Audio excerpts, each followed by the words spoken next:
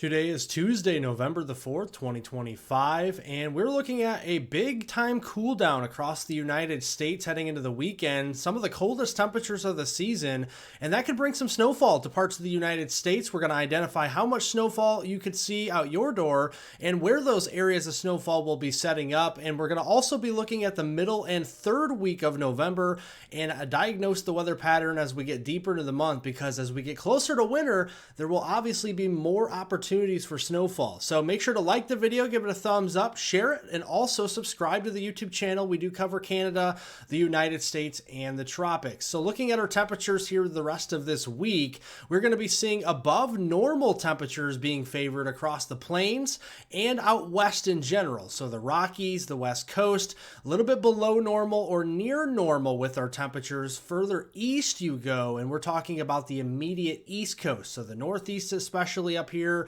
the mid-Atlantic, and even down into the southeast coast as well, including Florida. That's where our temperatures are going to be more normal to below normal heading through the rest of this week. Looking at the high temperatures this afternoon, we are right back into the 60s here in the Illinois Valley from Chicago down towards St. Louis, including St. Louis. We could actually be into the 70s at 71, 68 in Des Moines, and 69 in Omaha. Look at 75 this afternoon in Rapid City. We do have some record highs being broken from areas of southeastern Wyoming, so Cheyenne, down towards Denver there in northern Colorado, and into the panhandle of Texas, including Amarillo. We could be seeing those record highs today. Going into the day on Wednesday, here comes that cooler air from the north, seeing the 40s and 50s up there. Watch it as we go into Thursday. We warm up again, and then as we go into Friday, here comes that big surge of cold air from Canada, and we're barely going to be getting into the 30s in North Dakota, northern Minnesota by Friday on November 7th. In contrast, record highs down here in central South Texas, San Antonio, Austin, Brownsville, into the upper 80s to low 90s on Friday. And then as we go into the weekend for Saturday, November 8th, we're going to be seeing more of the low to mid 30s out here for highs. And then on Sunday, November 9th, that pushes a little bit further south, the 50-degree line, getting down toward Nashville, Little Rock, and Oklahoma City. At night, it's going to be pretty pleasant as we wake up tomorrow morning on Wednesday from Chicago back down here towards Jefferson City, Missouri, Oklahoma City, and even into Abilene, where we're going to be in the low 50s to start the day on Wednesday. And then as we go into Thursday, a little bit of a cooler reprieve across the Great Lakes region with 20s and 30s starting off. We have another warm up for Friday morning, and then here comes the cold snap as we go into the weekend. And look at by the time we get to next Monday for school, if you head off to school, the bus stop, it's going to be cold, right? We're going to be seeing upper single digits to mid-teens out there, widespread across the northern plains, including the Dakotas, the upper Midwest, Minnesota, Iowa, Wisconsin, northern Illinois, into portions of Michigan, and even parts of the interior section of the Northeast, being pretty chilly out there. Precipitation going through the rest of this week, we're going to see most of it out west across Washington State, Oregon, and Northern California. We'll have a lot of dry weather here across the Southwest, and that will nose its way into the southern plains, and then we'll pick back up with the moisture further east into the Midwest, the Ohio Valley down here into the Tennessee Valley, and then the Northeast is going to get some moisture as we go through the weekend ahead. Snowfall is going to be confined again to the higher elevations. This is going to be a warmer week for the most part, so I do feel that a lot of the snowfall, if we do see it, will be on grassy surfaces, and we will likely see more rain than snow across the majority of the lower 48. Outside of the mountainous areas, obviously the Cascades, the Sierras, and the Rockies will get some of that snowfall. Now let's look at the regional view here as we go through the afternoon. We're seeing plenty of sunshine across the Northeast and the eastern United States in general. A few mid and high level clouds will be possible heading into the evening hours, and starting off on Wednesday, a disturbance moving across the Great Lakes could bring some rainfall there to portions of the UP and Michigan down into northern lower Michigan. Some light to moderate rainfall, maybe a few snow flurries sneaking in there. I think a lot of the snowfall will be confined north into Ontario and Quebec. A little bit more of an unsettled pattern as we go into tomorrow afternoon for the Northeast. Increasing cloud cover, the clouds will thicken, they'll lower, and we could see some showers there heading into the afternoon. Mostly sunny skies with some higher level clouds for the Southeast going through the day on Wednesday. That is expected. Notice Wednesday night, we cool our temperatures down at the surface, and that disturbance will turn that rain over to snow across upstate New York, northern Vermont, and New Hampshire into Maine and even southeastern Quebec there, Montreal could get some decent snowfall out of that. So keeping close tabs on how much snowfall we could see. A lot of that will likely be on grassy surfaces. In the central United States, we're going to be seeing quite a bit of some clouds and even some sunshine mixed in here. We'll call it a partly cloudy sky for most across the central U.S. going through your Tuesday. Tuesday night here tonight, we're going to be seeing mostly clear skies from the southern plains all the way to the northern plains and the Midwest. A little bit more of some thicker cloud cover toward the Great Lakes there, toward Lake Superior and Lake Michigan. That's just due to the fact that we have some rainfall, even some snow flurries going around tonight and into the day on Wednesday. Wednesday looks to be a pretty quiet day across the central United States, partly to mostly cloudy to the north, mostly sunny to the south. That's what we're seeing. And out west, we have a couple disturbances moving out here as well, and you can see that's going to be bringing some widespread moisture to areas near the immediate coastline of the West Coast, Northern California, Western Oregon, western portions of Washington State, seeing some heavier pockets of rainfall as indicated here by the yellow and oranges. And then in the blue, that's the higher elevation snow that will be sneaking in across the Cascades, even getting down to the northern Sierras there. And then eventually, as that moisture moves inland, the Rockies will start to get some snowfall in the higher elevations, Idaho, Montana, Wyoming, Utah, as we go through the day on Wednesday.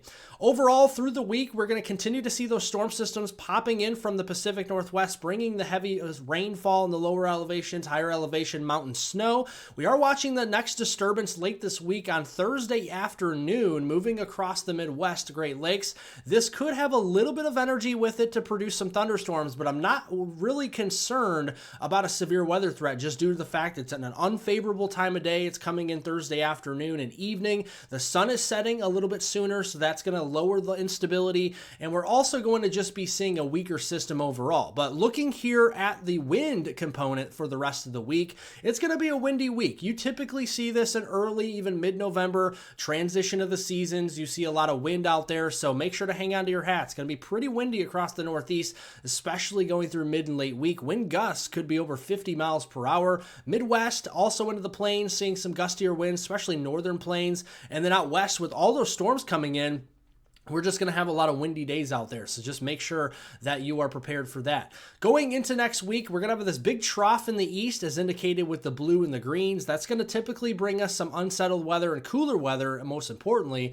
And looking out west, we're going to see that ridge you can see in the orange and red. That's going to bring us quieter weather for a period of time and also some warmer weather. But notice another trough comes in once we get into late next week. That will push that ridge eastward and bring another storm system yet again to the western United States. Looking at the temperature trends through next week, we're going to start off pretty cold in the east and pretty warm out west, and watch as the week progresses. As that ridge slides east, we could be talking about well above normal temperatures for the Midwest down through the Mississippi Valley, and then that trough coming in across the West Coast late next week will bring some cooler weather, and eventually that will push the cooler weather into the central U.S. towards the middle of November by the 15th and the 16th of the month.